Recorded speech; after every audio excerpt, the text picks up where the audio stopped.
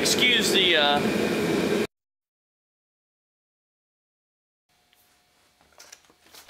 for this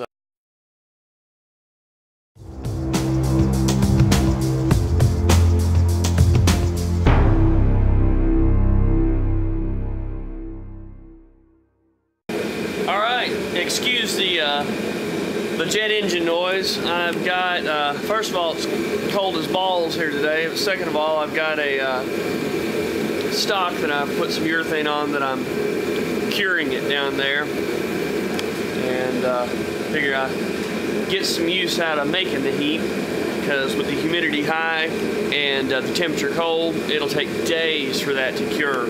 So put a little heat on it and it'll do a lot better. Do a little unboxing here. Got a bunch of stuff ordered in for building some ARs,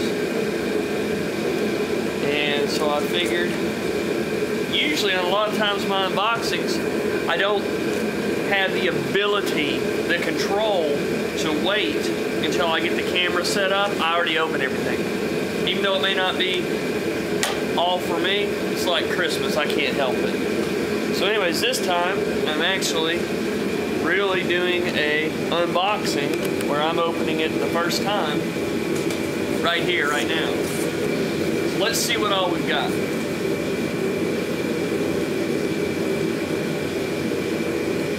New tooling.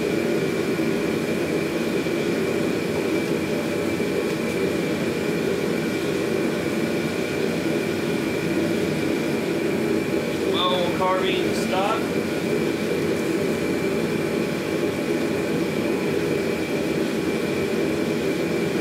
Pin kits.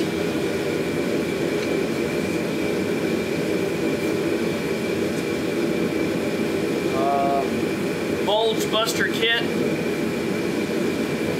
This is for whenever you, like on 40 caliber Smith & Wesson especially, you get a bulge at the bottom, and what this is basically a plunger and a container that allows you to pretty much extrude your spent cases through the factory crimp die. You disassemble the factory crimp die and then you push the cases all the way through the die, and it extrudes kind of, it removes the bulge.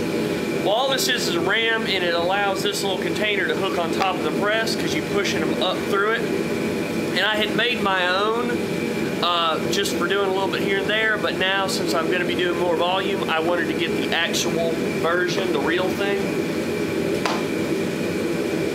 What else do we have? Another factory crimp die. That way I can have a dedicated factory crimp die in one of the stations on my turret press for just bulge busting. I don't have to worry about readjusting and using a factory crimp die that's already adjusted for something. This is a pistol, AR pistol buffer tube setup.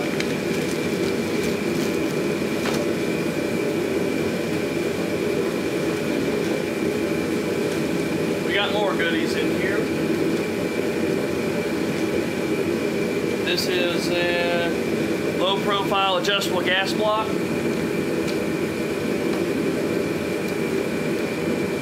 Mil spec buffer tube.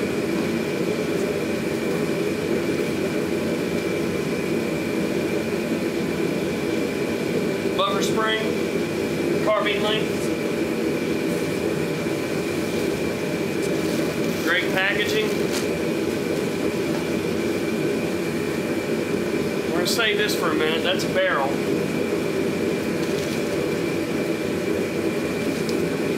Invoice.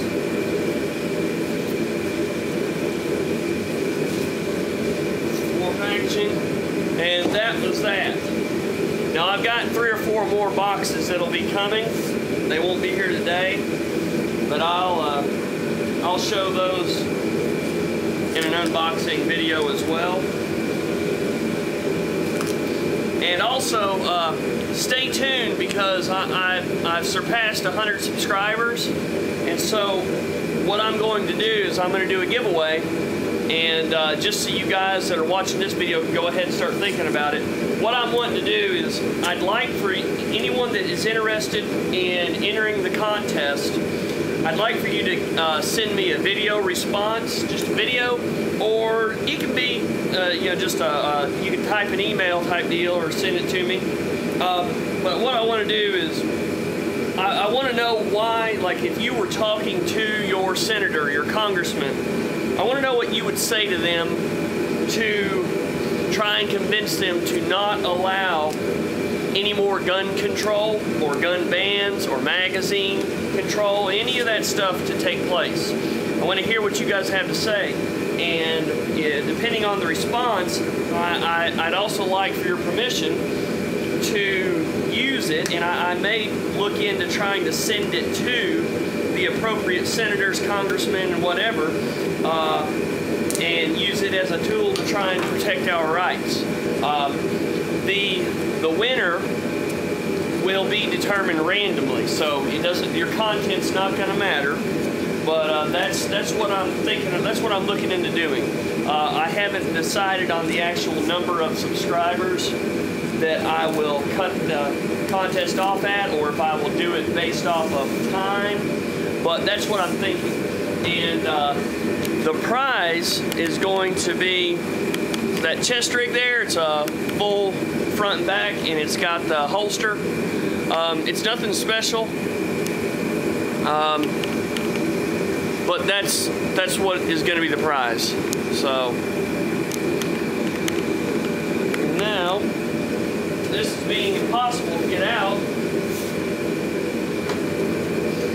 So let's see here.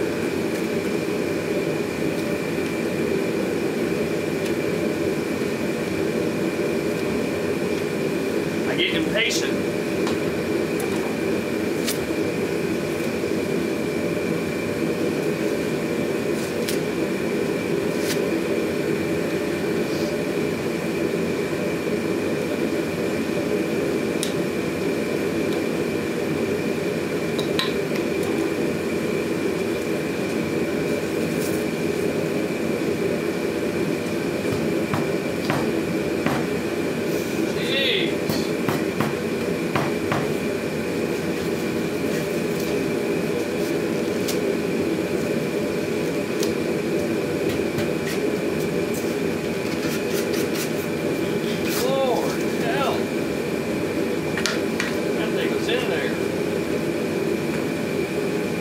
M4 barrel.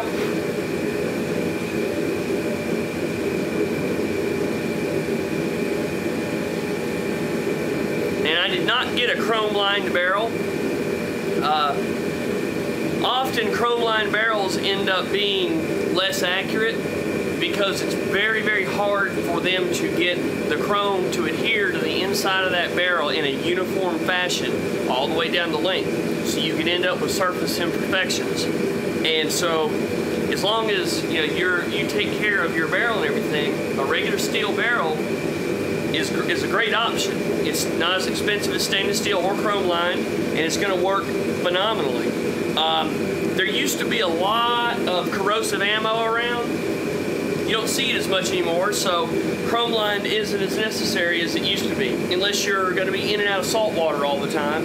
Stainless and chrome lined isn't necessary. I like a stainless steel barrel though. That's what I run on my own rifle, but it's a lot more expensive.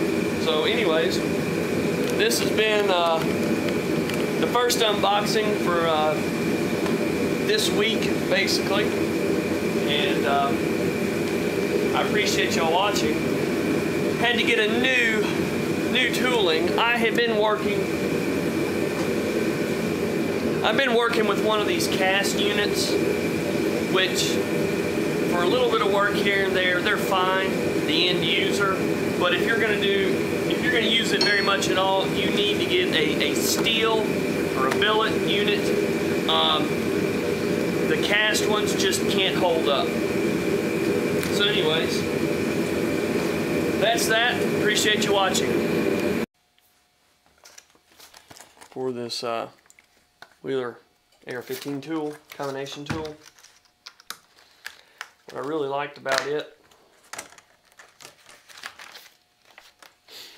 is, first of all, you've got a bit set there, and right here, in case you're in the field or whatever, you've got a bit driver. You've got your traditional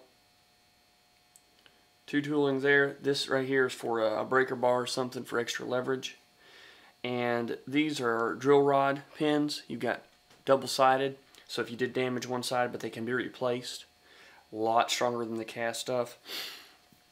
And then for your buffer tube, castle nut or whatever you want to call it, your retention nut, it uses a straight design instead of that hooked design. So it's a lot more conducive to getting into places, and it's stronger. All together, all around better tool. Sorry about the sniffles.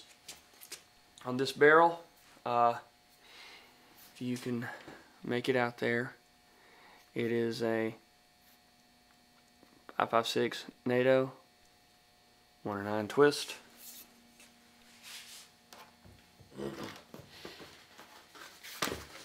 Here's Magpul Mo carbine stock.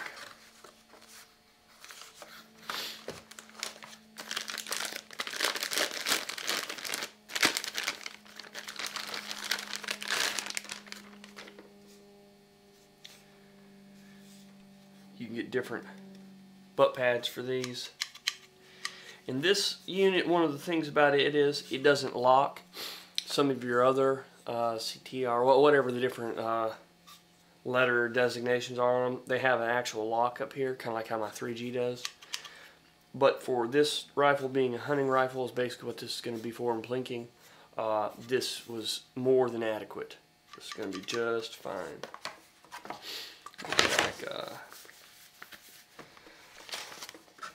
big old poster catalog or something. Maybe a poster. Well, that's cool. Ah, yeah. Got all their lineup on it. And the poster. Well, that's cool. That'll go in the shop. So, there's that. And let's see here. How about we go on to the gas block. Adjustable gas block. Pin, don't want to lose that.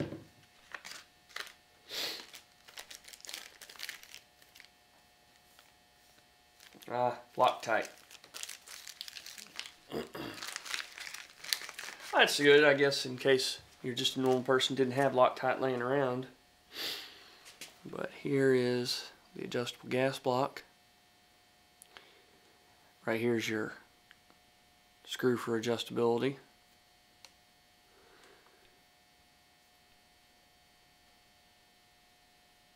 And if I was building a battle rifle, I probably would have gone with the clamp style, to where right here is split, and then the hardware goes in this way, and it clamps the whole thing on there.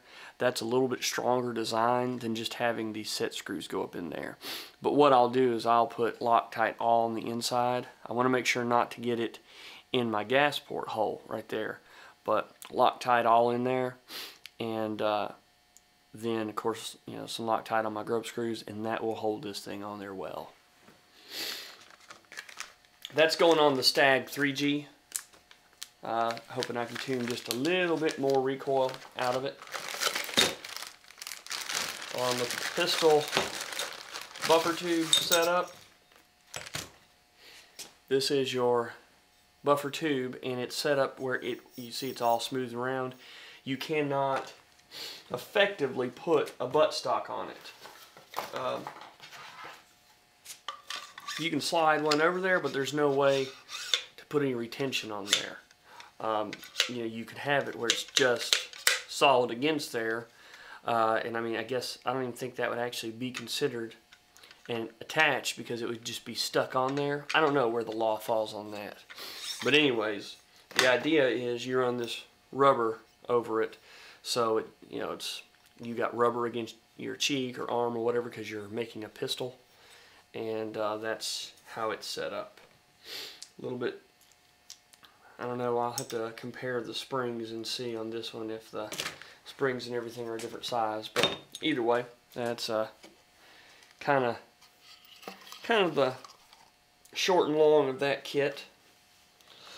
Now this bulge buster kit, I tell you what I'll do. I'm gonna do just a separate video about doing the bulge buster, and that phone ring is gonna be my cue to end the video. Thanks for watching.